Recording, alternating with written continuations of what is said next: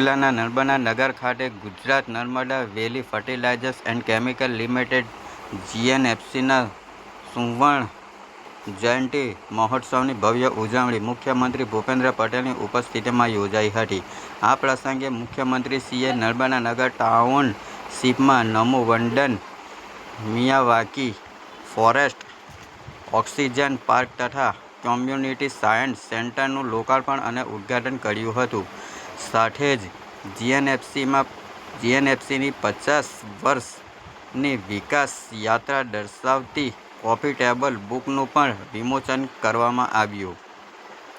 મુખ્યમંત્રીએ જણાવ્યું હતું કે GNFCની 5 કાયદાની સફળતા ગુજરાતના વિકાસ, ખેડૂતોને સમૃદ્ધિ અને આત્મનિર્ભર ભારત માટે યોગદાન અન્ય ગાંઠા છે।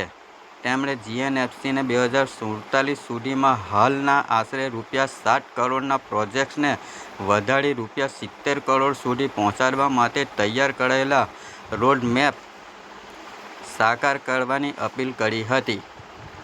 તેમણે જણાવ્યું હતું કે વડાપ્રધાન નરેન્દ્ર મોદીના નેતૃત્વમાં જાહેર ક્ષેત્રની કંપનીઓનું વધુ કાર્યક્ષમ, પારદર્શક અને નફાકારક બની છે।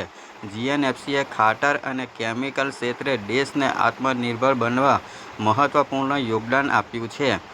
નીમ પ્રોજેક્ટ અંતર્ગત GNFCએ લીમડાના તેલનો યુરિયા નીમ કોટિંગમાં ઉપયોગ કરી તથા મહિલા સ્વસહાય જૂથોને જોડીને 4.5 લાખથી વધુ મહિલાઓને આર્થિક રીતે સશક્ત બનાવવાનું મહત્વપૂર્ણ કાર્ય કર્યું હોવાનું મુખ્યમંત્રીએ જણાવ્યું હતું। ઉપરાંત ભરૂચ જિલ્લા 50 ગામોના સર્વાંગી વિકાસ માટે 50 વિકસિત ગામો વિઝન 2047 પહેલે પણ તેમણે બિરદાવી હતી। GNFCના ચેરમેન અને રાજ્યના મુખ્ય સચિવ મનોજકુમાર દાસે કંપનીની ગૌરવપૂર્ણ સફર અને ભવિષ્યના વિકાસ રોડ મેપ વિશે માહિતી આપી હતી। તેમણે જણાવ્યું હતું કે GNFC ભવિષ્યમાં કોન્સોલિડેટેડ એક્સપોર્ટ અને ડિવર્સિફિકેશનના ધ્યેય સાથે આગળ વધશે। તેમણે વિકસિત ભારત 2047ના સંકલ્પને સાકાર કરવા મહત્વપૂર્ણ યોગદાન આપશે।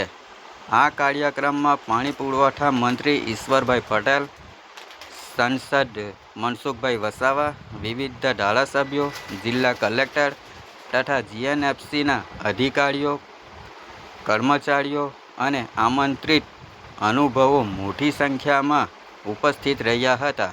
પાલેજ ન્યૂઝ ગુજરાતી। 7,000 કરોડ ઉપર જો એ તમે 2047 સુધીમાં 70,000 કરોડ રૂપિયા સુધી પહોંચવાનો। મેં ચેરમેનશ્રીને પૂછ્યું કે મેં કીધું આ પહોંચવામાં તકલીફ નહીં પડે ને? મને એમણે એવું કીધું કે અહીંયા સામે બેઠેલો આખો પરિવાર છે અને એ પરિવાર એકદમ પરિવાર ભાવનાથી આ કંપની પોતાની કંપની સમર્પણ ભાવથી આ કામ થઈ રહ્યું છે।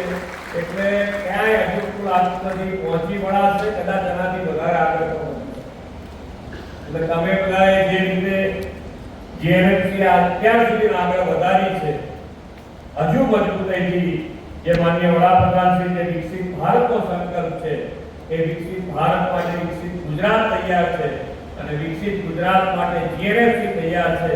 આવો આપણે સૌ સાથે મળીને આગળ વધીએ। એક અભ્યાસના સાથે ભારત માતા